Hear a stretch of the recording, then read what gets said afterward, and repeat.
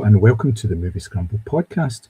You join us on this rather sunny Sunday morning. Just to go behind the curtain a little, we tend to do our recordings on a Sunday morning because it kind of suits both of us. And it's suddenly turned into summer again here, which is really, really unusual because it's been kind of pissing from the heavens for the last 3 or 4 days. But it's all very good. Mary, again, once joins us as my co-host as normal. Mary, how the hell are you doing? I am really good. I'm loving the fact the sun is back in the sky because as I left the office on Friday afternoon, it was raining sideways and I got absolutely drenched. So I'm very glad that summer is back and excited to talk about this film because I think it's going to raise some interesting questions. I believe so. So, the film itself that we're going to be talking about, you see it in the fluorescent glow of a 90s tech giant with mysterious tentacles all across law enforcement. Ambition hums louder than the servers that hold all the information. Power shifts, loyalties fracture, and one accusation threatens to bring the whole machine crashing down. Today, we have our disclosure day. Yeah. A film where office politics are as dangerous as the hardware they are selling. The film itself is directed and partially written. It's from a story by Steven Spielberg and he directed it. The screenplay is written by his long-term collaborator, David Koepp. It stars Emily Blunt, Josh O'Connor, Colin Firth, Eve Hewson, and Coleman Domingo. We are talking Disclosure Day. What did you steal? Secrets. The data they paid me to protect. Are they people?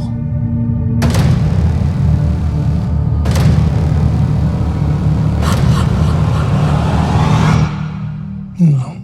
Mary, what kind of Spielberg film were you expecting going into this film? Were you expecting a thriller, sci-fi film, or something else entirely? Oh, I think a little bit of column A and a little bit of column B. I think I was expecting a big, glossy sci-fi that also really dealt with like personal drama. I think Spielberg is at his strongest when it's the sort of interpersonal dynamics and it's, maybe somebody on a quest or maybe somebody dealing with trauma. I thought that was the type of film I was going to get. I was expecting a really big summer blockbuster, I guess. And I think I had intentionally stayed away from too many trailers. Like I'd seen the posters with like the eyes all illuminated and the sort of shapes of the animals. And I had seen one trailer, I think it was, but it didn't really give too much away. And I was determined to sort of keep it that way because I wanted to go into it fairly fresh and fairly blind.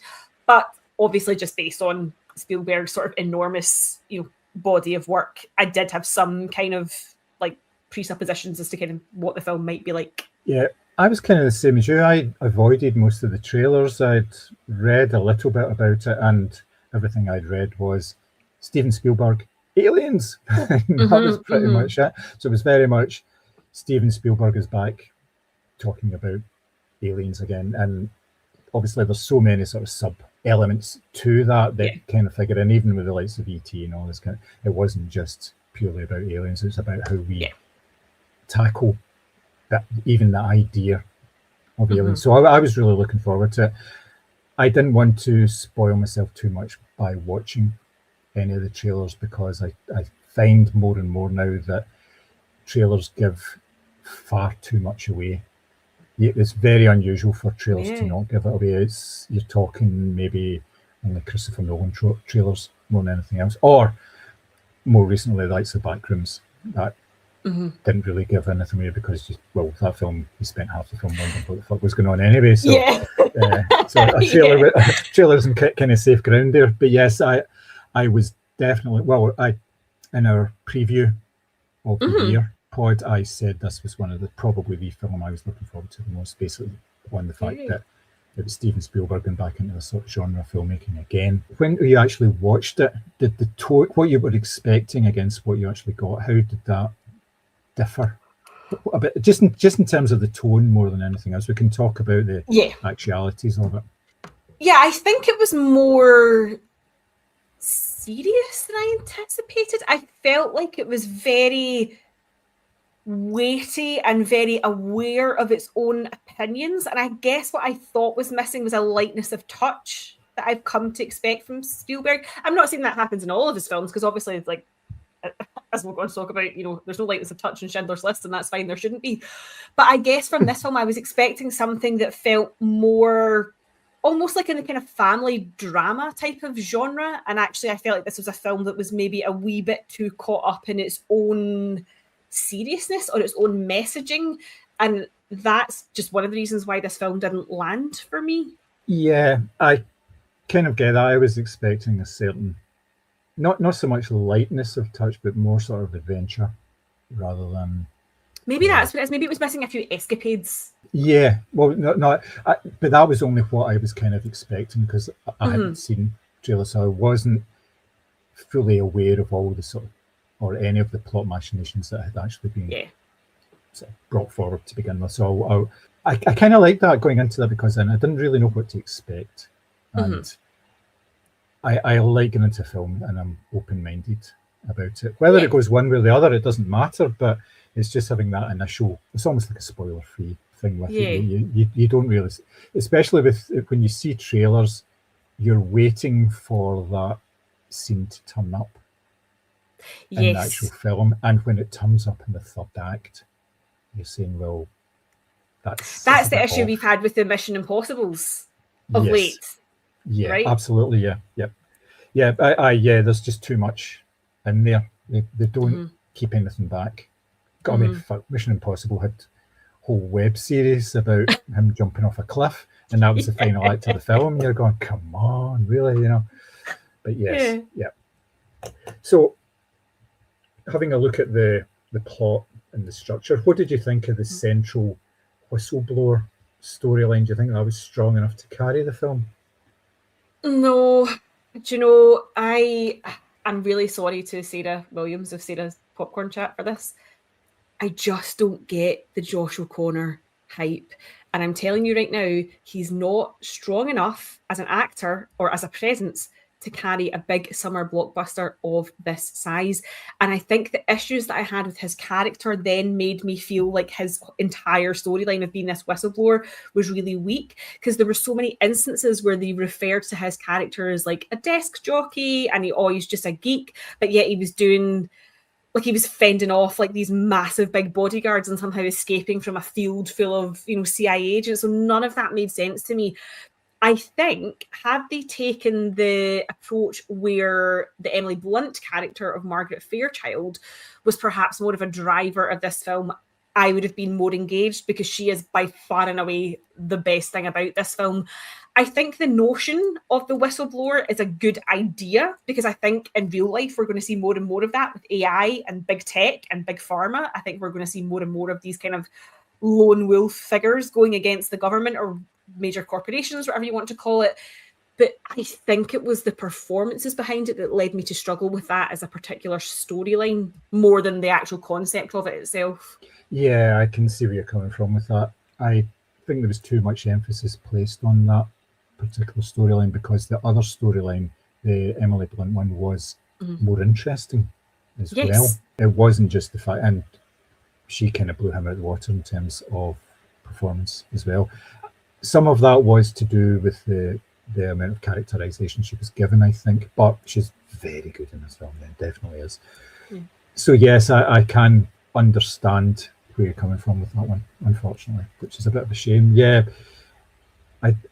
I didn't want to sort of be too hard on it in that sort of respect. I wanted to say, well, yeah, it's the main thread of the film and all that. And yes, it was, for the most part, the focus was on that, and they would flip back and forward between sort of two main storylines.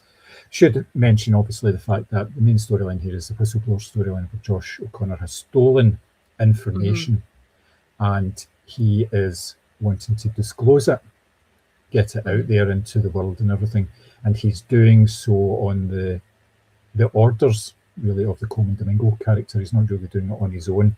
It's all part of an organisation within an organisation kind of idea. It's very sort of X-Files in that sort of way. Emily Blunt, on the other hand, is a weather reporter. I don't want to say weather girl, because that's that isn't really a job anymore because they are No. trained Yeah. meteorologists, they are presenters. So it could be a man or a woman, and you see that all the time. It's either or. So she presents the weather with aspirations to actually presenting the news properly, doing weekend anchor and all this kind of stuff. And something has happened to both of them when they were children, and they can't remember certain elements of where they were and all this. So this is the kind of the background to the sort of two main plot threads as well. So how do you think the film balances sort of the corporate intrigue, all the whistleblower stuff and everything, and the sci-fi elements? Do you think they work well together, or what? Yeah, as I said, I do think in real life we're going to see more and more of that. So I think the concept of it is really good. This notion that there is something going on. It's, the government are farming this out to this slightly seedy corporation headed up by Colin Firth. That there's a control over knowledge, there's a control over access. Like, do I believe things like that are happening in real life? 100%, sure. And I think that feeds in really nicely to this notion of, there being life on other planets, or there being, explorations of other planets that we're not fully privy to.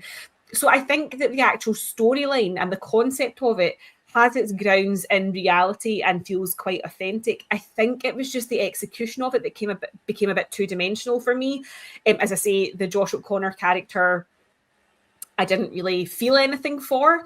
And then conversely, you've got Colin Firth's character of Noah Scanlon, who really just felt like a pantomime villain and not the intelligent, leader that he was supposed to be. So I think, again, it all comes down to concept versus execution. Concept, great, loved it, really good idea.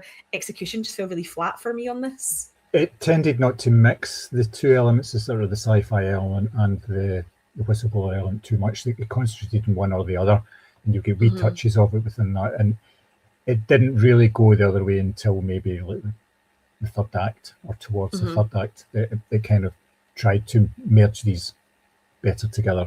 Did it work?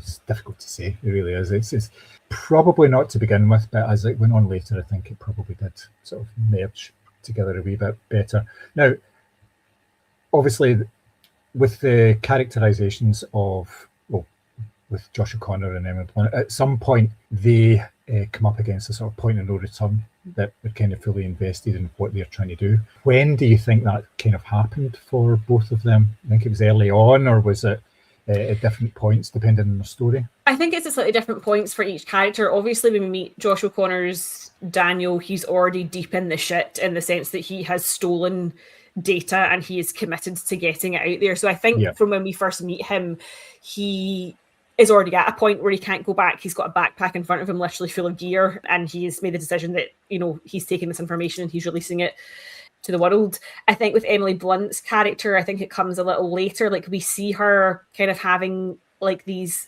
what looks like maybe like a panic attack, or like a vocal panic live on air, and then she obviously ends up hospitalized, and there's a point in a petrol garage forecourt where she obviously decides to take a very different path from the one that she's on. So I think it does happen at different points for both these characters, and I think maybe that's why I thought that Emily Blunt is just a fantastic actress, but I think that's maybe why I felt more invested in her character in comparison to Josh O'Connor, because we meet him as sort of like a complete being, as it were. Like, there's no understanding as to how he got to that point, whereas because with Emily Blunt's character, we see her breakdown, we see her in hospital, we see her not being believed, and we see her sort of finally taking agency of her own life and her own decisions. So I guess that's maybe why it's easier to buy into her storyline a little bit more, because we're on that journey with her, whereas Josh O'Connor is just a guy with a bag full of USB sticks when we first meet him. Like, we don't necessarily well, sorry, that sounds really reductive, but what I mean is we're not given that context in the same way, I think. Yeah, you're totally right. Initially, Josh O'Connor is totally he's there, he's fully involved. There's no turning back from him, right from the point where he initially hands over the bag to somebody behind him, and it's more sort of nuanced the way that Emily Blunt turns it. It doesn't just happen. There's a lot of confusion because she doesn't know what the fuck's going on. She thinks she's ill, thinks she's got some sort of, she's been having some sort of brain problems and things like that, and they go through all that, the sort of the medical stuff and all that, But it's like you say, when she's on the road and she decides, I can't do this. I know what I'm doing. I'm working purely through instinct, and it's not anything else. It's not. She's not been told. She just kind of feels it, and she kind of just throws herself into it more than that. And it's at that point, because she leaves Wyatt Russell when he's actually phoning the hospital again to say, like, there's something. But you can totally understand that as well. You can understand that point of view, because he doesn't understand it either. She doesn't understand it.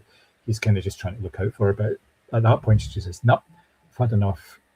I'm just going to go with this because it's something that's happening and I don't quite get it." But yeah, it's fair enough. What do you think Disclosure Day is ultimately about?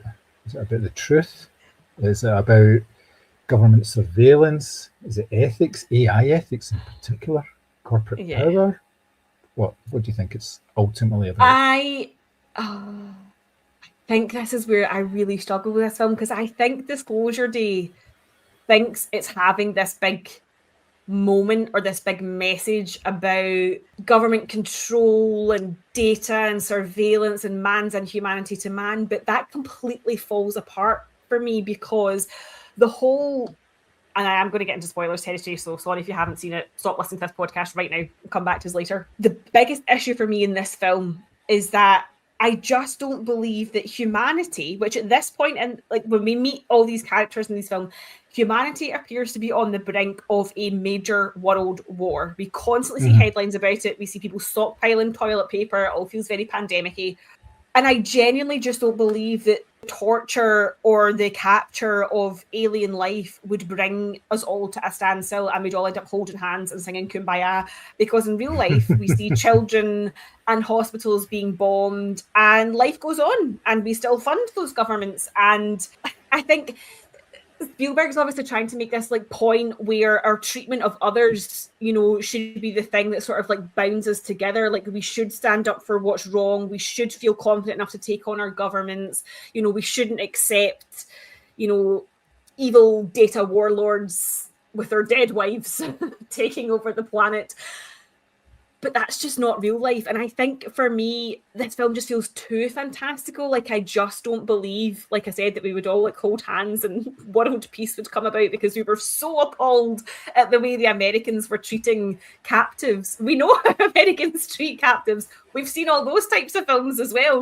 And I just think it felt far too cheesy. Like, it was almost like this 1950s like homespun slice of apple pie Americana that just doesn't exist.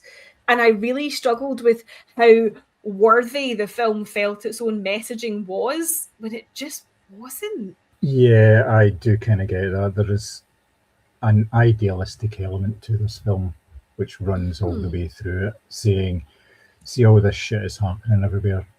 There are people who are working against that, but in reality, they're not. Unfortunately, and real life doesn't work that way. And yeah, I did kind of have a bit of a problem with that, because, and it's a very American-centric. Yes, that as well. Yeah. Yeah, obviously, because it's set basically all over how America. Come if aliens were going to make contact with the world, how come the only two people they picked to have these special powers were Americans? Like, and how come they were only landing their ships over America in order to get captured and tortured? Do you know what? I feel like we've seen this particular type of story before, and it just didn't really have anything new to say. And I think that's what I'm most shocked at as well, because Spielberg obviously is a seasoned director. He's had some of the most landmark films like throughout cinema history. And I guess I was just expecting a bit of a fresh take, and it really doesn't deliver that at all. Yeah, I didn't quite get the fact that there was all these spaceships that crashed. I mean, are they just shit drivers or what? I didn't quite understand why they had so many. There's so many plot holes, John. There's so many. Like, even on a basic level, like, how could all the people on the plane be watching live news? You don't get that on a plane. Like, there's so many plot holes in this film that just nothing. And that's why I guess I'm so disappointed that you're going like, is that Spielberg? Is that summer alien blockbuster Spielberg? This is going to be so good, and it's just not. And it actually made me pissed off coming out of the cinema, and that very rarely happens. But I think because just there's, as I say, there's so many plot holes, and like there's so many bits of it where I'm just like, this is so far-fetched even for cinema. yeah, it just really wasn't for me. Yep. So we've obviously mentioned that, but in a lot of Spielberg films, he explores the cost of doing the right thing in his films, and what it ultimately means. I take it you didn't think that kind of fitted in with that tradition of his filmmaking here. I mean, the Daniel Keller character is obviously trying to do the right thing, and we get a little bit of background shoehorned in that he was in prison, and that he was, but while he was in prison, he was obviously in prison rather for hacking, and this organization picked him up for his skills. So it does kind of offer this notion that he is a man on the path to redemption, and that in order to redeem himself, he's going to disclose the truth. And there was elements of that, but again, I just think not strong enough to really carry your attention. And I think for me, certainly a big blockbuster like this, I was expecting to be riveted the entire time. I wasn't. But more than that, I was aware of people around me not being engaged. There was a lot of fidgeting. There was a lot of going up and down for toilet and drinks and all the rest of it. And I do just think a lot of people are going to lose interest in this very, very quickly because, again, it all boils down to having nothing new to say. Yeah, no, you're right in that respect. It didn't engage in the way that I thought it would engage because there was this overriding message of, people trying to redeem themselves, and that was the way through. There was the Josh O'Connor character. There was the sort of the sub-organisation of people doing what they needed to do, and even like the Eve Hewson character with her. She used to be a nun. The religious background and all this kind of stuff. So it didn't even quite... that just felt like nonsense. And then you've got Colin Firth's character, who's meant to be this like fucking techie bastard, but it's like, but he's got a dead wife who he misses dearly. Like, it's so boring. John. The dead wife character again. It's just so. And it's like, I'm kind of shocked that someone of Spielberg's caliber, who has given us these amazing cinematic moments, is relying on these really crappy tropes.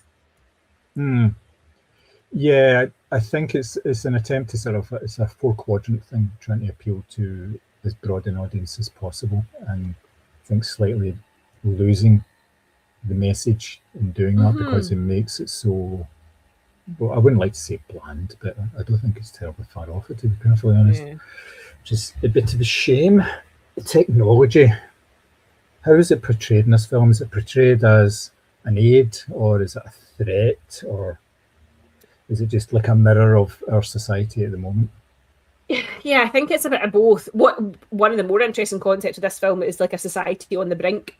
So quite literally on the brink of what appears to be a major world war. There's stockpiling of goods. There's, bombs going off everywhere, which, hey, that's literally the world we live in.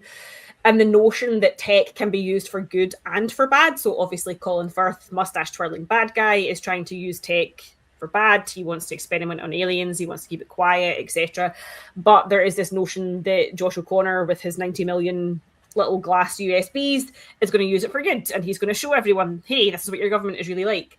So I think that is quite credible, and it feels quite close to the truth of the world that we live in. But I think that, again, because it becomes so binary very quickly as to who's good and who's bad, and there's no sort of shades of grey in between, that's where I think it kind of falls into what you've just said about the 4-quadrant thing. Like, it loses the shades of grey, and it's usually the shades of grey where you get all these like interpersonal dynamics and all the drama between characters and like personal growth of characters, and that's what this film is lacking, because, as I say, it does become very binary very quickly as to who's good and who's bad, and that is bland, unfortunately. Yeah, you're in no doubt who the good guys and the bad guys are right from the very start, because there's the opening scene where he hands over the USBs in order to get his girlfriend back. And she's in the back of this big black car, and it's full of guys wearing like dark clothes and carrying semi-automatic weapons. So, yeah, you kind of know who the good guys and bad guys are, and they're very organised and everything. So, and Daniel is not organised in any way. He seems a bit sort of dishevelled and not really knowing what he's doing, but he kind of does because he does math. He is there in that sort of respect. But yes, it doesn't. I don't know, See, the more I think about this film. Sorry, I feel like this is my fault because I really just didn't like it. Yeah, with technology and everything, it is used as very much as a threat in this film.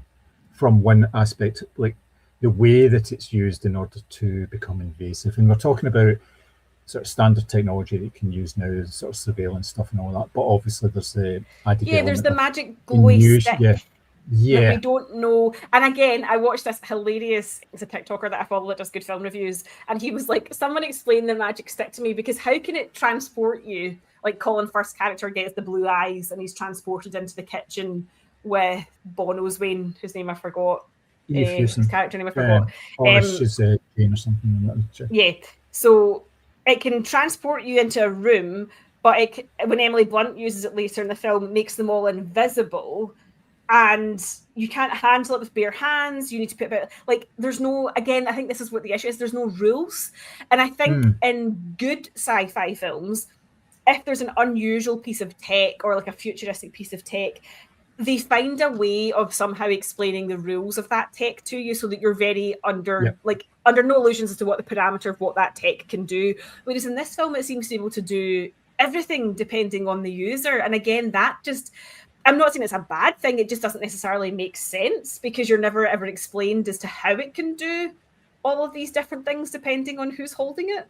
Well, there is a wee bit of the conversation between Coleman Domingo and Colin Firth, where he's obviously been holding stuff. He transports himself and talks to him, and Coleman Domingo says, you haven't even scratched the surface of what this thing can do. It's not it doesn't just do this and it causes you great harm while you're doing it, and you can see that because of the way... he has to be hooked up to all these machines. And his health deteriorates to such a state, even when he's using it and it's stable, it seems to be drawing something out from him, as some sort of life force, because he gets grayer, and you can see like sort of bags developing under his eyes, and just tired, and just it's just draining from him. So it is mentioned, but you're right, there isn't any sort of element where it says, it can do this, it can do that. But would you really want that? Because then that's just going to be somebody explaining something. Saying, I know. We've been doing this for 30 years. And this is what we can do. Look, woof, this guy disappears. Yeah. Look, and I'm the first person to complain when they over-explain. But I think because, as I say, with new tech and sci-fi, there's always some sort of like parameters laid out. I guess I was just missing this because it was like, well, how can it do this but also do that? And as you say, why is it draining Colin Firth but not necessarily? And how does Coleman Domingo know so much about it but nobody else? Like, how did Emily Blunt know it was going to turn all of them invisible? Like, maybe this just comes into like basic plot holes again, as I say, of which there are many in this film. But it just, that element of it didn't make sense as a piece of tech either. It felt a little silly to watch that somebody was standing there with this wee thing that glowed. A glow stick. I didn't quite get that. I can understand the concept of it. It's this sort of universal thing that aliens can use to do whatever. You can use it as a communication device. You can use it for good, probably for bad as well, I would imagine, if they wanted to. But you never get that impression that they're actually there for bad. No, and do you know what? That's one thing that a lot of people have criticised, but I actually liked about this film is I liked the fact that for the alien design, Spielberg just went traditional, like literally grey men with the big eyes, because I felt like at least that would endear a little bit of sympathy towards them, obviously, because it's a design and a concept that we're very familiar with, and they were so obviously harmless as well. Like their physicality, it wasn't like Signs, for example, where those things looked like they could beat the shit out of you. Like these aliens did look very harmless and like they were just there to perhaps open lines of communication. So a lot of people have criticised the film for being quite safe with the alien design, but I actually like that because it made them seem like victims and very, just not capable of doing anything really, really bad. So I will give it points for that. So which character grounded the film emotionally for you? Was it the leads, or do you think it was the alien that you saw towards the end? There is an element of that, because I actually think that the scenes with the aliens, as much as a part of me was like, nobody's going to give a fuck about this because we don't give a fuck about people killing other people, I did think that it was quite distressing, actually, some of the scenes that they had done. But for me, it's is Emily Blunt's character of Margaret Fairchild. I think she's by far and away the best thing in this film. I think that is the most accurate representation of a panic attack I've ever seen. The scene where her and Josh O'Connor are on the train, and she literally has no control over her breathing, her body, and her hands are shaking, and she's like basically curled up almost against the strings of a piano. That to me felt very, very credible, and I thought her character was amazing. Like, she's in this the weird relationship she's in with Wyatt Russell. I didn't really get their dynamic, but I did understand his sort of like gaslighting and not believing of her, and she was sort of dismissed as like a crazy person, you know, because you could tell that he thought that she was like just a weather girl. He was obviously the creative who played the guitar, and she obviously had these aspirations that he didn't fully believe in. So I thought that her character and her characterization was amazing. But it's the same conversation we had about the Smashing Machine. Like, I've not seen Emily Blunt be bad in anything. She is just so good at what she does. And so I would have happily watched far more of her character than anyone else in the film, quite honestly. Yeah, I would agree with you on that. It's almost like it's like a 20-year panic attack more than just in elements, because she's spent her entire life just moving away when things get difficult. She just says, "No, we're going to move. You know, we'll move somewhere else. We'll do this." And he keeps questioning, "Why do you not want to stay somewhere? What's wrong with what you've got?" You know, and when she doesn't get what she needs, then she disappears. She wants to go somewhere else, start again, almost. And it's almost like running away from something that she doesn't understand what she's running away from, and that is rooted in her sort of childhood trauma, what she experienced as a child and everything. But yeah, I thought like she was the core of the film, and her performance really brought that out. The fact she was so good, see, when she was like at her lowest ebb, and she was on the train, and I thought that was a really good use of the fact that they drop into a train carriage full of pianos being transported, and they're all making like sounds because of the trains making the move. And he says, "No, put your hands on there, listen to the vibration, sort of calm down." I thought it was excellent. It was really, really good. And from there, she changes again at that point, because she becomes more assertive, more self-assured about what she's doing and what she can do. Yeah, I was going to say, I'm more confident in her abilities as well, because I think, like, up until that point, she understands that she can do these things. Like, she can read minds and she can manipulate conversations because she knows things about, like, you see that when she's about to get a speeding ticket, and she sort of manipulates the cop to say, like, "Oh, she didn't mean it this morning, what she said." Has this information. But I think that's the kind of turning point in the film where she sort of becomes more assured in her abilities. And actually, one of the things that I thought was really relatable about her character is Wyatt Russell says, like, you know, "What is it like you're looking for? What do you keep on running from?" She's like, "I don't know, but I'll just know when I find it." And I think a lot of people feel that about life, kind of like they're not sure if they're in the right job or, you know, the right relationship, whatever, but they'll just know when they find it. And I thought that was quite a humanizing element of her character as well. Yeah, and it sounded like a line from a song. I thought Wyatt Russell would have pulled out the guitar at that point and done a wee U2 parody or something like that, using that lyric. Yeah. So what about the supporting characters? Who stood out for you in that sort of respect? There's a few of them here, you know. I mean, there is a few. You've obviously got like Eve Hewson, Wyatt Russell. Do you know what? I just like Coleman Domingo in anything, because I think he's a very endearing person in real life, but I didn't really understand the point of his character. Like, I get that he had sort of recruited Daniel to his like sub team within the evil corporation, but I didn't. I struggled with the supporting cast, and I think that's another thing about this film is like you do have some quite big names, like Colin Firth, Coleman Domingo, Josh O'Connor obviously is a fan favourite as well, no matter what my opinion is of him. But everything felt too two-dimensional. Like, there was a lot of backstory missing. There was a lot of key points the characters missing. So whilst I like Coleman Domingo as an actor and think he's quite interesting, I'm not really picking him for any other reason apart from that. Like, the rest of them just felt too unrealistic for me, I guess. Yeah, I did initially like Colin Firth as a big bad, and again, it plays into the, you know, the baddie's an English guy as well. Yeah. You know, I kind of thought, oh no, we're going down this sort of road again, and to a certain extent it was that. But I did like the fact that he was just evil until the point where it turns out, no, like you say, dead wife, that's the reason behind everything and all that. And you go, really, can you not just be evil? Can you not just be a bad guy? I'd have so much more like, as I say, he's a bit of a pantomime villain for me, but I'd have so much more respect for that character if he was just an arse. And it wasn't, his dead wife that turned him into, he just became a bitter and lonely old. Like, again, we've seen all that before. Like, just give us an out-and-out villain. I'd be quite happy with that. Yeah. Moving on to the actual look of the film, what Spielberg trademarks did you notice in the film? Well, lighting, I actually really like the use of light in the film, although my dear darling husband said it was early 2000s lens flare overload and he hated it. But I like that because I felt like it tied into this notion of like there being a presence from other planets. So I quite like that. And again, just the kind of themes of the film are very sort of Spielberg, but just not executed in the way I guess that we are used to in some of our sort of fan favorites. So I think you can tell that his fingerprints are on it.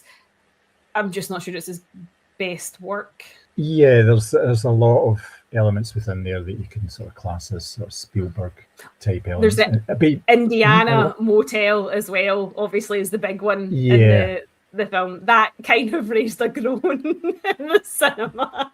But it's there, so I mean, what can you do?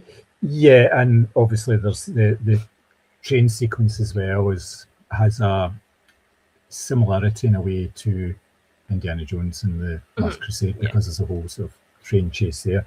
But yes, it used his sort of standard elements quite nicely in this film. He didn't overdo them to a certain extent. There was a lot of very, very good camera work in the way that he had like sort of long shots and following characters and all this kind of thing.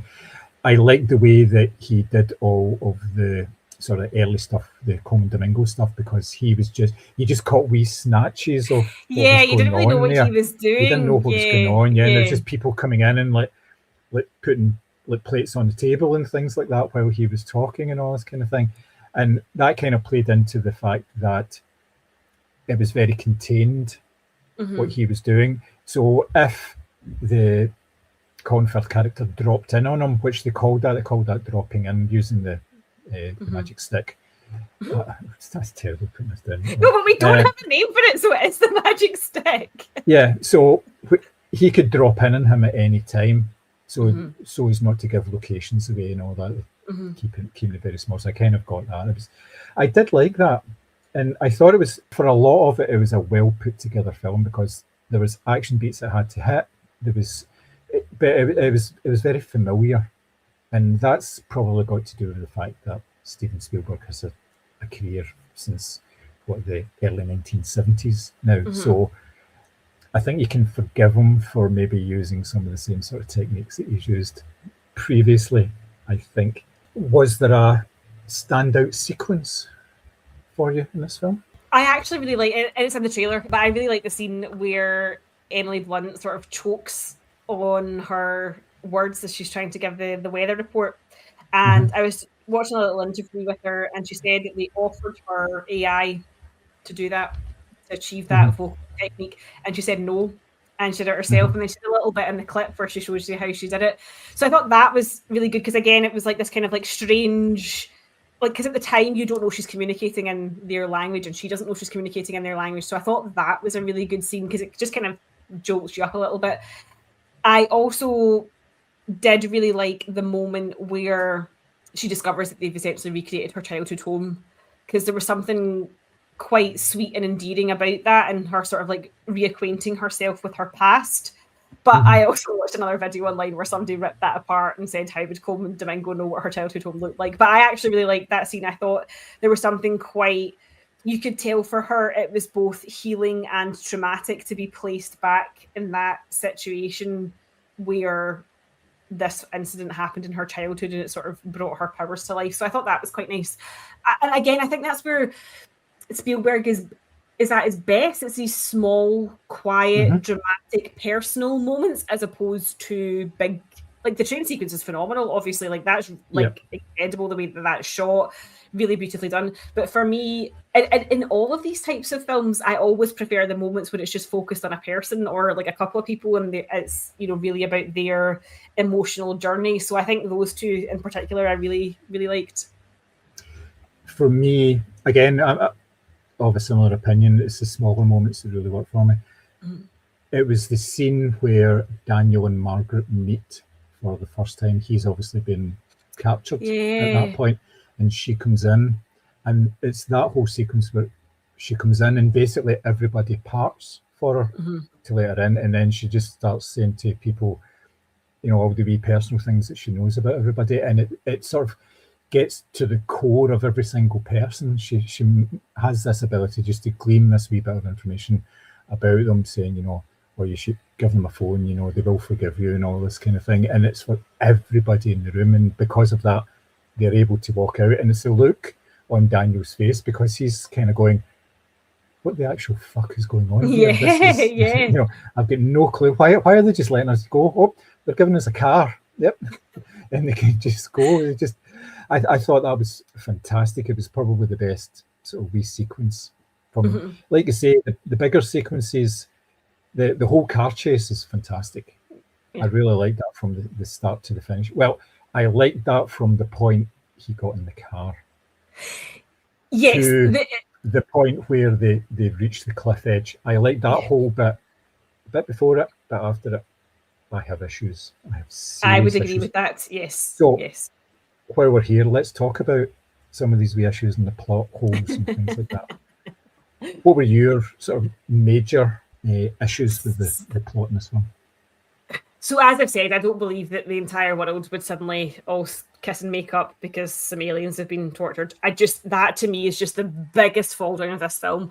But there's also elements where, as I say, Josh O'Connor's character is meant to be like a wee dweeb who sits behind a desk and is good at computers, and yet somehow, from the very first scene, he manages to outfox all of these, big leather-clad, gun-toting heavies, and he does that again and before that particular car chase sequence. So how the CIA, with all of their very obvious tracking technology that they have throughout this film, they can literally drop in on you, they can change your personality, they can have drones everywhere, and yet they do not see him crawling through that field to go and steal a car that he then plows through the house, and they're all hanging off the door handles, and yet nobody seems to be able to defeat him. Like, are we just saying the CIA are shit? Or that this evil corporation have just hired the wrong people? Is it a recruitment issue? Is that what we're looking at here? That no one seems to be able to defeat this, labeled like, wee desk geek. So that's the big thing as well. And as I say, the characterization, Colin Firth in particular, like, it may as well have been twirling a mustache. It wasn't very good. And I think that the notion that all of these characters were somehow not unaware of each other, because obviously Coleman Domingo and Josh O'Connor work for Colin Firth, but this notion that they were somehow able to like take all that data without him knowing as well, when he seems to be this all-seeing, data warlord, essentially. Like, there's that element of it as well that just didn't make sense. And the whole Eve Hewson character used to be a nun. Like, she could have disappeared from that film, and I genuinely would not have given one tiny fuck. It added nothing to the entire. I guess it was to try and give Daniel something to live for, in inverted commas, because he had a girlfriend. Yeah. I don't know. Yeah. Well, he did say it was the only person he's actually connected with, so that's why that was his motivations for doing all of that. He had not been able to have a stable relationship since he'd been in college, and something happened to him, obviously. But the whole the book ending of that chase sequence was really problematic because, as you say, there were all these agents and they're all looking the one way. And just even the way that was shot, and you're kind of, it just looked really rubbish because he was hiding behind a wire fence. It wasn't as if it wasn't even a tree. It wasn't even a solid piece of material. The fence was all hanging apart, and he was like crawling. It's laughably bad, and that's what I think. there's a clumsiness to this film that makes it feel really disingenuous, and that's not the work of like a skilled and acclaimed director of summer blockbusters. That is piss poor. Well, you've got to remember this film went through 42 drafts. You can tell. Yeah. And then at the end of that sequence where they engineer the car going off the cliff, and obviously 30 seconds later all the bad guys turn up, and the first thing they say is, well, we need to get a team down there to sort that. Nobody looks behind the rock that they're hiding at, and you're like, come on, really? Bad. If you do it once, fair enough. Yeah. But when you do it twice in the same sort of extended sequence, you're going, come on, that's just rubbish. Yeah. It's just Also, when you go, no, please. The sequence where Jane is suddenly like a psycho killer with the kitchen knife up her sleeve, even that was just laughable. And then he knows, so Daniel, the character of Daniel, knows that Jane can be corrupted, if you want to call it that. And yet he gives her all those files and tells her to leave the motel. No, you've just been made aware, because she literally, like, he obviously goes through that state, like that sequence where he hides everything in the room in the motel, so there's no name of the motel anywhere, and yet he falls asleep clutching a piece of paper with the name of the motel at the top. Yeah. So he knows that his girlfriend has the ability, if you want to call it that, to be corrupted by Colin Firth's character. And yet she goes, no, sorry, I'm better now. I realised that wasn't me. And he goes, sure, here's all of the bag of data, and sends it off. Like, no, Colin Firth could tap into her again at any given time. That didn't even make sense either. It was just like she sort of apologised and he went, yeah, okay, here you go. Here's all of the secrets. That didn't make sense either.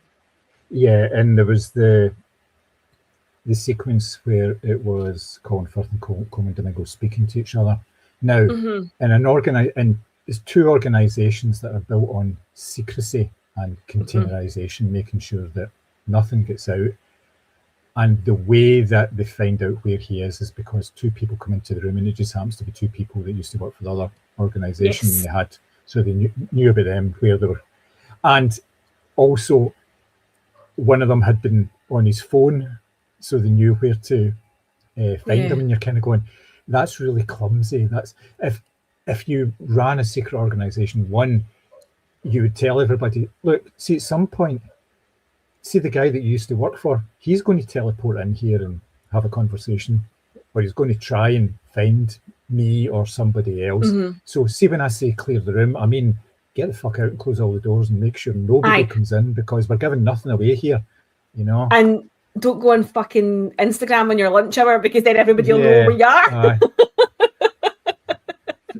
At the secret lair, lol. Yeah. You know, that kind of thing. I mean, this is genuinely so funny, because like that's literally what this film boils down to. Like, and that's, I mean, a bit like clumsiness. Like, it just doesn't feel like a polished work from like this really big director. It's just stupid mistakes like this that you would make fun of in any film. Like, but it feels very amateurish, like, and not with these big names involved. And you know, it obviously has, it feels like it's a point to make, but as you say, yeah, it's like basic stuff like that, like maybe not have your phone on you in the secret lair. Right. For this film, Steven Spielberg persuaded John Williams to come out of retirement. When he initially went to John Williams gave him the names of 4 composers that he could work with, that eventually did relent and come out of retirement for him. Do you think it was worth it? Do you know, it's interesting because I felt the score was good, but it seemed to be quite sparse. I guess I associate John Williams with these very strong motifs. Like if you hear the soundtrack to E.T. or Schindler's List or Indiana Jones, you automatically know it's a piece of John Williams music, and you automatically know what film it's from. I thought there was moments where the music was beautiful, but it wouldn't be something that I would say is instantly recognizable as you would go, oh, that's a John Williams score. I think you maybe would by association because it's a Steven Spielberg film, but I didn't feel like the score overtook anything at any point. It wasn't it wasn't entirely noticeable at points, which I think is quite a shocking thing to say for a John Williams score. But I just felt the way it was used wasn't as powerful and as emotional as I thought maybe it would have been. Yeah, it was very much in the background. It was interesting that there was no music for the first 10 minutes of the film when there was the wrestling. There was nothing. It was just all sound, actually in the arena and stuff like that, and obviously a bit of dialogue and everything. And it didn't kick in until after Daniel actually got his girlfriend back and they were away. Then the music kind of started kicking in. Then it was very much in the background. It wasn't memorable at all for me, the soundtrack, which was quite unusual. To, like you say, it's not quite the score that you would expect for this type of film. You would expect certain bombastic elements to it. There was bits later on, but yeah, it was nothing really sort of remarkable. And it wasn't there to fit in with the sound design either, I thought, as well. And the sound design, again, was reasonably sparse because there was lots of just sort of natural elements where you were having like gunfights or things like that. So it was relatively sparse, I kind of think. So we'll touch on the third act without really getting into spoilers, I think, because ultimately you do want people to see films and make up their own minds whether it's good or bad. Yes. But do you feel the ending of this film was earned in any way?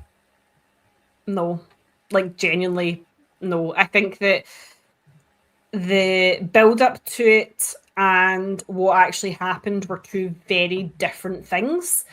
And there, without giving too much away, there is a scene where Colin Firth is literally directly facing Emily Blunt as she drops news bombshell after news bombshell, and there's footage, and you see, like, I did like the scenes where you saw the sort of like television like headquarters, as it were, and you saw all the different news channels displaying all the different, like, I'm a kind of sucker for that sort of thing, so I did really like that.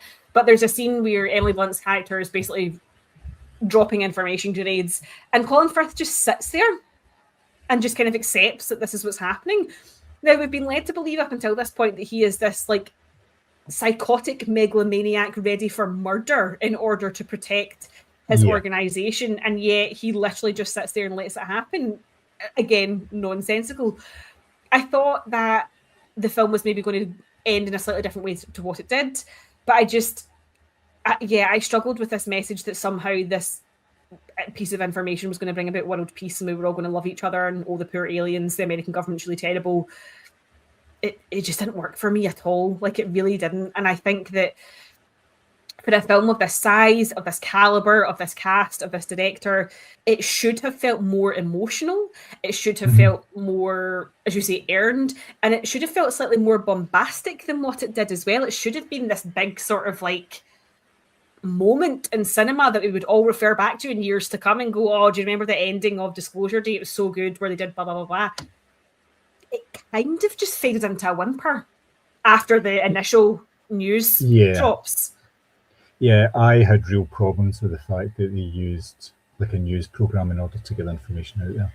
I just thought that wouldn't happen. It feels very old-fashioned to do that, especially since pretty much everybody is now conditioned to not believe what they see or hear. So why would they believe it if it's coming from a news broadcast? That can be corrupted as much as anything else, or it can have an opinion.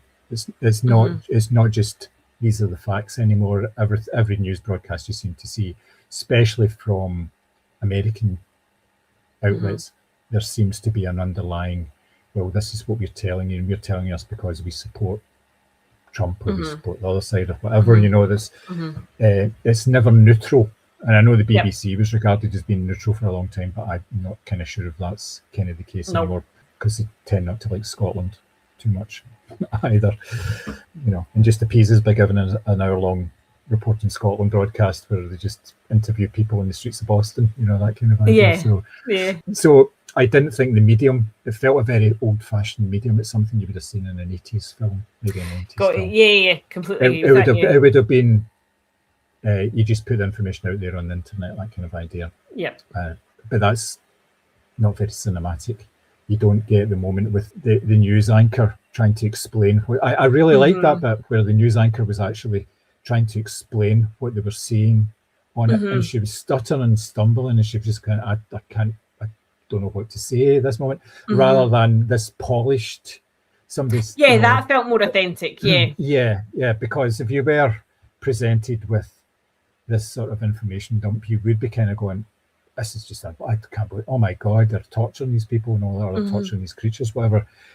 I felt that was very good, but overall, I felt it wasn't earned in any way. It was too. It was almost like a jigsaw puzzle, because it was like, right, we need to put these bits together, and then, you know, if you've got the head and the face put together in a jigsaw puzzle, you can work on the body and all that. So they knew exactly what was going to happen.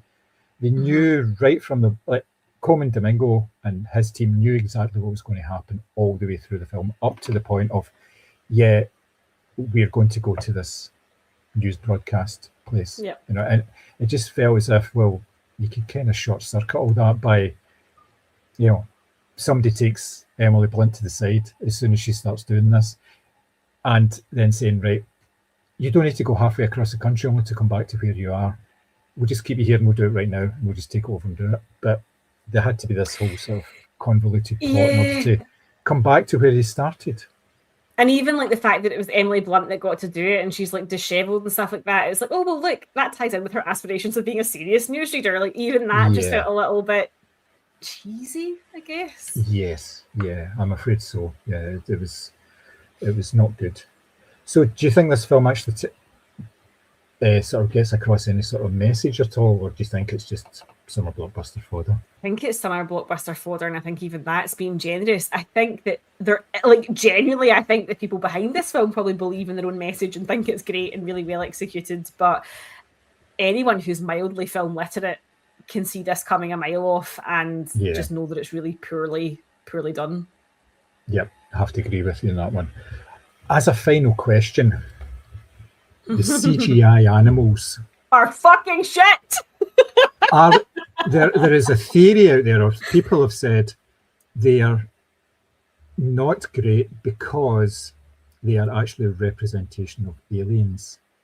Themselves. They're just shit CGI. Or they're just shit CGI. Yeah. Just shit CGI. Like even that scene where Daniel stands at the massive glass doors in this super secret hideout where you can see into the whole fucking house, and there's like the field of deers. Oh, that was rubbish. Even is it the cardinal? Is that the bird that lands on the table in the early scene with Emily Blunt and Wyatt Russell? That looked shit as well. And then you've got the fox and everything. And you're like, Steven Spielberg surely has money for good CGI. So in some ways I can see why the theory that they're supposed to be shit has appeared. Yeah. But I just think they're just bad. Yeah. Yeah, I tend to agree with you, because that just sounds like a real sort of cop-out saying they wouldn't look like real, but then everybody would notice that they wouldn't look like real animals because they'd be like wandering around. Yeah. Whereas Eve Hewson's character does just think it's a field of deer or whatever they're meant to be. So that doesn't wash. Yeah. It's not good. So, recommendation? Non-recommendation? Oh, I mean, if you're desperate and there's nothing to watch, it's on a streaming service, sure. Would I tell you to go and see this at the cinema? Probably not. I just think that it's too caught up in its own notion of being an important message or an important piece of cinema that everything else, quite literally everything else, from plot to characterization to visuals, just falls apart. I'm really sorry. And I wanted to like this film. I really did. There was too much wrong with it for me. Yep, same. If you're a completist for Spielberg work, then yes, go and see it. Or if you're, unfortunately, if you want to switch off your brain at the door and watch something a bit mindless and you don't mind the myriad of plot holes and problems with the film, then yeah, you will enjoy it. But it's a bit of a disappointment, and that has been reflected in the box office for it as well. It's not set the box office alight in a way that was expected.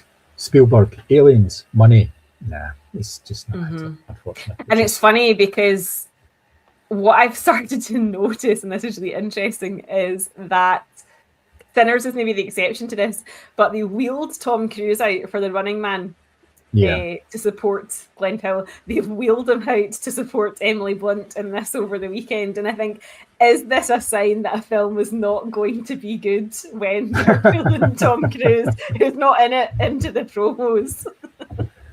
Yeah. It's not good. He's getting the same Jinx reputation that you're getting, obviously. Yeah, exactly. So to accompany our review of Disclosure Day, we thought we would take a look at top 3 Steven Spielberg films. Now, it's not necessarily some of the big hitters, in my case anyway, but yeah, we thought we'd have a go at it, given the fact that he's had over 30 major films in a career that has lasted since, well, kind of the late 60s television-wise and early 70s film-wise. So yeah, there's a lot to choose from there. So, Mary, what is your first choice? Okay, well, your clue is this. I can't do that for too long. My first pick is Jaws. For obvious reasons, I think it is just a fantastic film. And actually, the reason I picked it as well is not just because it's kind of one of the defining Spielberg films, is because I recently watched a documentary on the making of Jaws and realised how terrible it was to try and get this film actually made. So I've an even greater appreciation for how spectacular it is. It is the film that I feel redefined Hollywood. The reason we had summer blockbusters. He obviously famously avoided showing the shark for much of the film, but not through choice. The mechanical shark malfunctioned all the time. But it forced Spielberg to make interesting directorial decisions that focused on suggestion rather than spectacle. You have the low camera angles in the water, the shark's point of view shots, the slow build of tension. I don't know what the technical term is, that like famous like trombone shot, I guess you would call it, like the zoom in and out at the same time. Yeah. Mm-hmm. Like that's just a gorgeous piece of cinema. I think it's one of these films where quite literally, even if you've never heard of cinema, I feel like you would be aware of Jaws, like as a film. Mm-hmm. We obviously talked about John Williams' score for Disclosure Day not being very present, but here we have this gorgeous like minimalist 2-note score. It's totally iconic. It's up there with like Hitchcock's Psycho, as far as I'm concerned, as being little bit of like a heartbeat for the film. It's a film that quite literally made people afraid to go in the water. And you've got the lead performances with Roy Scheider, Richard Dreyfuss, and Robert Shaw, who are, despite the fact they were obviously not having a good time on the actual shoot, who are brilliant with each other on this film. Like the performances are all quite understated. Their personal dynamics, again, so it comes down to this version of like blockbuster versus personal dynamics. Their personal dynamics together are really contentious throughout the films. Robert Shaw's monologue, the USS Indianapolis, is often cited as one of the greatest in film history. It won 3 Academy Awards. It's the first big summer blockbuster. The poster's iconic. It's like turned this kind of like pulpy novel into this really cool piece of cinema. And I think it really established Spielberg as someone who, as a director, was actually tenacious on a shoot. Like he was convinced his career was going to be over before it started, but he got it done and he delivered obviously this amazing piece of cinema. And yeah, it launched the modern summer blockbuster as a concept. I feel like I've never met anyone who's not seen Jaws. It's just one of these films that whether you love cinema or not, it's just everybody's seen it. And I remember seeing it for the first time. Again, I was probably far too young and being completely terrified. The blood in the water, the shark teeth, the popping out of nowhere. Like it just felt so thrilling to watch. And I don't think summer blockbusters get much better than that. And obviously it established Spielberg's relationship with dodgy politicians, because the mayor of Amity is like, no, everything's fine. Beaches are open. Yeah. Nice. For my choices, I went to, well, if you can regard the Spielberg film as being smaller. So I went for sort of 3 ones around that. My first pick is The Post from 2017. This is going to be one of mine. Yep. Yep. This is a film it's a political thriller, which is based around the release of what was called the Pentagon Papers in the early 70s, which indicated that the US government were fully aware that they were not going to win the Vietnam War quite early on, and yet still sent tens, if not hundreds of thousands of troops over there, basically to die in order to not embarrass the government by pulling out and losing a war. The US didn't like losing wars, and I think up until that point they'd kind of, on technicalities, not lost the war, although the Korean War would kind of have something to say about that. So this is a film that is set in rooms. It's people talking in rooms for basically the whole runtime of it. There is no car chase sequence in here. There's nobody trying to get on or off a train, nothing like that. It's people talking. It's plot dense and it's dialogue dense as well. And you have the likes of Meryl Streep, Tom Hanks, Sarah Paulson, Bob Odenkirk, Tracy Letts, Bradley Whitford, Bruce Greenwood and Matthew Rhys in here, and others. It's a big cast for a film. The thing about this film is it was made in between another of Steven Spielberg's films. He had completed the sort of initial shooting on Ready Player One. And if you've seen Ready Player One, you know that it's very intense in terms of all the effects, CGI work. That was going to take 9 months to complete. So in that time, he shot, edited, and cut this film and had the soundtrack put on. In the space of about 7 or 8 months, he did this whole film, start to finish. It was done really, really quickly. It wasn't planned that way. It was only when they found out how long it was going to take for Ready Player One to actually do it. So he was still working on that, still working on like approval of all the effects and everything, but he knew there'd be this big gap. He'd had it put aside as something he'd wanted to do. So, and he had like the script, screenplay completely finalized. So when he got the notification it was going to be months and months, he said, I know how to film a time here, and started doing it, and he got the cast together really quickly, pulled it all really fast, and because it's not effects heavy or anything, they were able to do it really fast. They used a lot of like real locations. Yes, there will be CGI in there for some of the backgrounds and stuff like that, but there's nothing terribly heavy about it. That in itself is impressive as hell that he actually managed to do that.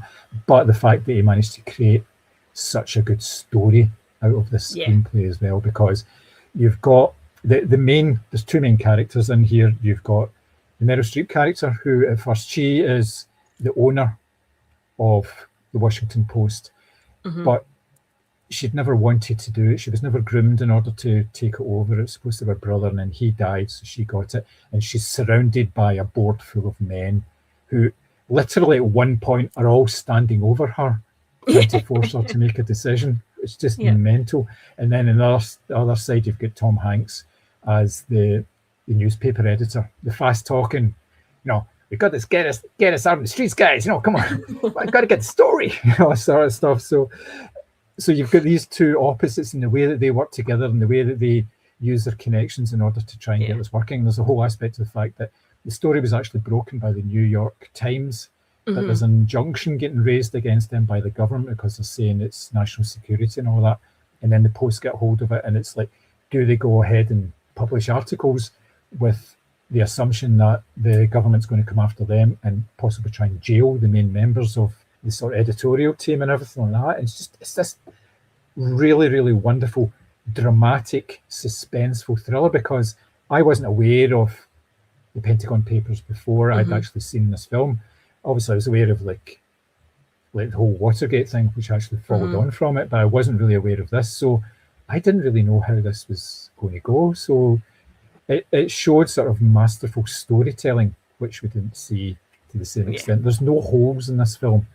No. This works right from start to finish, and I loved it. I watched it 2 days ago, and I was kind of like, this is brilliant.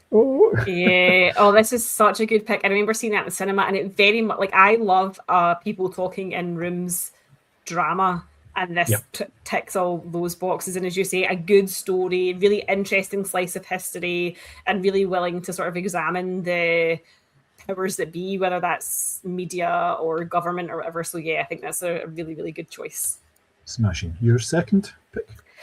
So I've gone for a nice little bit of nostalgia. I think this is a film that I don't think critics particularly enjoyed. However, I have lovely memories of watching the video because I'm that old, of when I was a child. So I have gone for Hook. So this is obviously Spielberg's interpretation of Peter Pan, and it stars the likes of Robin Williams as Peter and Dustin Hoffman as Captain Hook and Julia Roberts as Tinkerbell. Now, I grew up absolutely terrified of Dustin Hoffman because of his performance in this film. It's so theatrical. This is where a pantomime villain actually works, though, because the whole thing is really over the top. So Robin Williams' character, obviously Peter Banning, is like a real person with a real life, and then he gets sort of transported into the story of Peter Pan. But it's a very, like, a rich theatrical sort of production design. It feels like a storybook. It feels like a fairy tale, and it's obviously supposed to be. Neverland, obviously, just feels like this amazing fantasy ground full of all these characters and different areas that you would, come up against as they do in the story. John Williams again on score. Again, this sort of like sweeping, sumptuous, adventure-laden score. But as I say, I so distinctly remember the video for this and being so afraid of Dustin Hoffman, because there's a scene early on in the film where one of the pirates gets locked in a chest and he throws scorpions in the chest with him. And I just remember being so scared. I didn't even know what a scorpion was, but I just remember being so scared of that as a wee girl, because it just felt like, as you could hear the guy screaming and moving about in the chest. And I don't think it was sort of critically acclaimed upon release, but I think if, like me, you were of a certain age at a certain time, you just feel this kind of like nostalgia, obviously, of watching it. Robin Williams is just such a huge part of my childhood generally, but I feel like he's the perfect casting for this role, because he's somebody who's very funny verbally and physically, but there's such a sadness about him, and a real sadness in his eyes. And I think when he is the Peter Banning character, you can see that he's an adult who's not content, and I think that really shines through in this film. But yeah, I think it's one of my favorite films. I think of sort of thinking about childhood in general, as opposed to maybe even just a favorite Spielberg. But I think it shows, again, it captures all that sort of action adventure side of Spielberg that we love, but also with the really deeply personal elements of filmmaking that was a bit lacking from Disclosure Day. It was interesting with Hook because Spielberg doesn't like this film at all. He thinks I know. Yeah, and I listened to a podcast where it was discussed. It was the Simon Brew one. He discussed it, and apparently there was obviously a lot of problems with Julia Roberts because she was going through quite a lot of things. She was just there was all sorts of stuff going on, and it was during her ascendancy, so there was a lot of press around her and all these stories come out about her and everything. So and she wasn't really protected in the way that you would kind of expect within the process. And Steven Spielberg, to his credit at the time, sort of damped that down and said, it was it was everything's okay. But then at the end of the production, when he was out promoting the film, he was interviewed and he was asked by an interviewer, would you work with Julia Roberts again? And she says, no, I wouldn't, and didn't say anything else. And he basically threw her under the bus again after going through this whole thing about so it was like, dear oh dear, it's not good at all. So my second choice, again going quite small, I'm going for the 2022 film The Fabelmans, which again came from a Steven Spielberg idea. It's very autobiographical. This is a film about a young man's journey into adulthood and into the sort of film world as well. It obviously directed by Spielberg. It stars Michelle Williams, Paul Dano, Seth Rogen, Gabriel LaBelle, and Judd Hirsch as well. And it's a fantastic Judd Hirsch performance here as the old grandfather.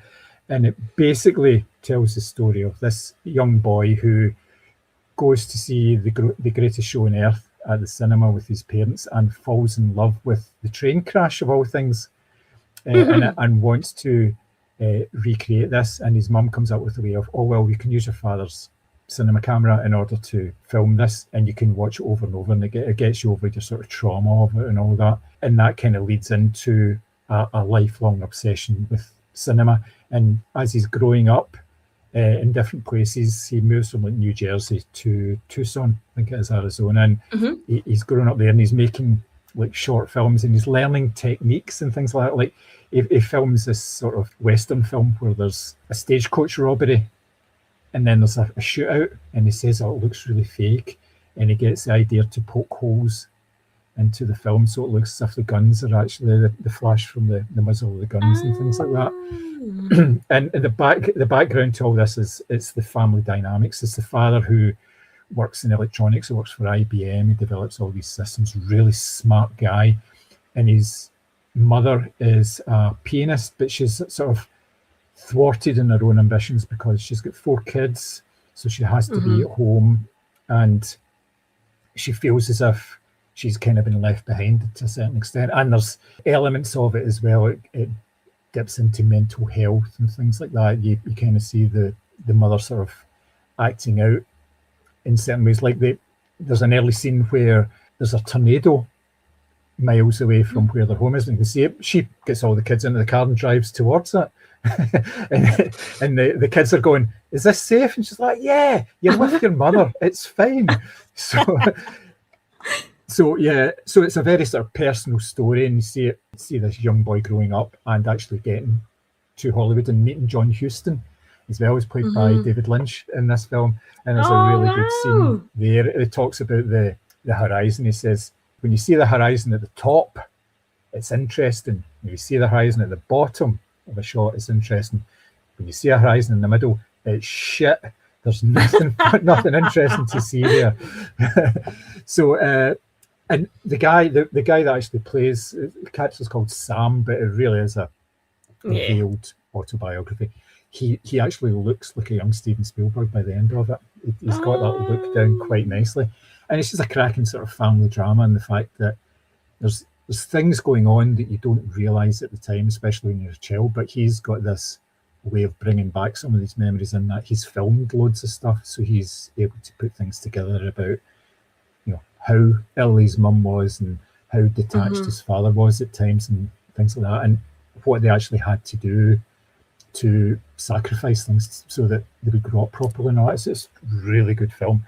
It's very much a lesser one, but there's all of these elements in there, and there's a beautiful soundtrack in it as well. So yeah, definitely worth a watch. It's on ITVX at the moment.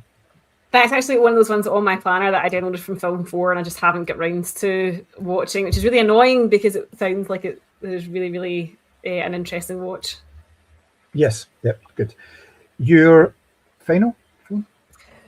Well, if you've known me long enough, you'll know that this final film was no surprise. So just a few years after Spielberg had the worst time ever making Hook, he went on to make Schindler's List, a film that I think is held up as one of the best of his career.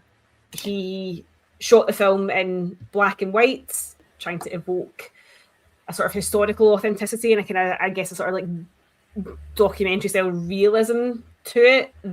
Obviously the most striking image of the film is the girl in the red coat, which is the rare sort of use of colour in amongst the horror of everything that's going on. So there's lots of almost unbearable realism and a very unflinching portrayal of violence and man's inhumanity to man, which I think is kind of the point he was going for in Disclosure Day, but just not on the same scale. We obviously have John Williams' score, led by Ishtak Perlman's violin. I think it's one of those scores that every time I listen to it, I end up crying. It's so beautiful, but it's so laden with grief as opposed to being like this sort of like, big kind of jaunty piece of music as you would expect from the likes of Indiana Jones, Jaws, all that sort of thing. It carries the weight of the entire film in it. We obviously have Liam Neeson, who stars as Oscar Schindler, who's a very emotionally complex character. And this is what I mean about black and white and grey areas. Schindler himself is not perfect. He is, a person, I say a character, he's a real person, obviously, who had his own demons. And the film really goes into that, as well as obviously the work that he did to save an enormous amount of lives during the war. You have Ben Kingsley in the film as well. But I think the big talking point is Ralph Fiennes as Eamon Goethe, who is just fucking terrifying in this film for obviously playing a real... I'm saying a character, he's playing a real person who was an absolute bastard, but his characterization of Goethe is just... Oh, he's so good. This is Ralph Fiennes, I think, at his absolute best. The film obviously won, I think, 7 Oscars. I want to say definitely Best Picture and Best Director. But I think the film, the reason it works is because it's so personal to Spielberg as well. It's not a big flashy blockbuster. It's something that feels really profound and really historical and really aware of the emotional impact that it carries. It also, I think Spielberg ends up or was involved in the founding of a charity as well to preserve Holocaust survivor testimonials as a result of this film. I think Spielberg has said this is one of his kind of defining pieces as well. He couldn't talk to Ralph Fiennes on set because he just felt so troubled and stirred by his performance. I think this, to me, it's not necessarily flashy, although it is beautiful to look at. I think it's obviously a very weighty drama. I think this is, for me, all the thrills and spills aside of the other films that we've talked about, this is what it boils down to for Spielberg. For me, it's those interpersonal dynamics, it's the personal stories, it's the strong score, it's the weight of humanity, and I think this is him at his best. Yep, absolutely. It's an immense film, and there's not very much I can add to it from what you've said. It's possibly the peak of a very high-ranking career, I would say. Yeah. Definitely in terms of awards considerations and all this kind of thing. Yeah. So yes, really totally up there. My last choice is the 2005 film Munich, which tells the tale of an Israeli counter operation after the Palestinians attacked the Israeli athletes at the 1972 Munich Olympics. It stars so many people: Eric Bana, Daniel Craig, Ciarán Hinds, and Geoffrey Rush, amongst others. There is a whole heap of others there. I could be all day actually telling this, but basically Eric Bana is the main character in it, where he is brought in by the Israeli government in order to form a team, a super secret team, to take out 11 people who were involved in the Munich plot, people who were behind the scenes doing all the organisation stuff. And it's basically them going to locations in various European countries in order to track them down and kill them. At the same time, that obviously there's a background of ongoing political tensions right across the world. It was a terrible time in terms of assassinations and hijackings and things, and this centres around the Black September organisation, who basically came to the fore with the Munich tragedy, I would say, more than anything else. It was a terrible time, because this is meant to be highlighting sport for all and everything, and yet this happens at it. So yeah, so the film itself takes a very sort of Israeli view of everything. It mentions everything. It goes into detail about all the other elements to it. It's not just a one-sided portrayal, because it gives a certain amount of time to like real life recording, like news broadcasts and things like that, and it kind of lays out both sides, saying, well, nobody's coming out of this well at all, and the reason the Palestinians were doing it, the way they sort of echoes what's happening today, is because of the way they have been treated by basically the world governments, be that America, Europe, or the Israelis, and the fact that they were losing land and everything, and it's still going on today. It's actually quite relevant to what's going on today, in terms of the fact that hundreds, if not thousands, of people are dying every week. We have not moved on as No, a we certainly society. have not, yes. No. But it's a very powerful film, and it works very well, and it's shot beautifully. Some of the shots in this film and some of the sequences are just absolutely amazing, and it makes so much use of light and dark here as well, and just absolutely wonderful. You can even forgive Daniel Craig's dodgy blonde in this one. But so yes, it is particularly good. I hadn't seen it since it came out, and I watched it just a couple of days ago, but unfortunately you can only rent or buy it. It's not on a streaming service at the moment, but very powerful. Hilariously, I'm going to disagree with you there. I actually didn't like Munich as a film. Okay. Which, I mean, I thought it had me written all over it, but I thought I don't know if I didn't really like the Eric Bana performance. I do remember Daniel Craig's dodgy wig. I think he's got a dodgy South African accent in it as well, doesn't he? He does, yes, yeah. Because at one point he's somebody says he's South African in order to pretend clarify. he's not, he's not part of this team is meant to be when they meet up with these other terrorists. Yeah, that's Yeah. I remember seeing it in the cinema, and I didn't think it was my favourite film at the time. However, a rewatch, maybe I'll change my mind. You never know. Yes. Well, on that note, I was actually thinking about this the other day, that we could possibly do a series of Spielberg marathons, as we do the 70s, 80s, 90s, noughties, 10s, and obviously most recently. Over quite a long period, obviously, but it's for future consideration. Because I've got the bug, having watched 4 in the past couple of weeks, so yeah, it'd be quite interesting to do that. But I know we're teasing things for the listeners. So that is us for today. We obviously have talked at length about Disclosure Day and our favourite Spielberg films. If you like what you heard, please get in touch with us. We are on all the usual social media channels. Leave us a message or go into the podcast app of your choice and leave us a wee 5-star review. We do listen to them, we watch them, and any reviews that do come in, we do try and respond to them as well. So thank you very much for that. If you'd like to send us an email, you can get us at podcast@moviescramble.co.uk. So until the next time, when I think we're probably going to go back onto the sort of horror thing, that's what we're thinking. But we're keeping our powder dry in case we change our mind. We will be back very soon anyway. So until then, it's cheerio for me. Bye.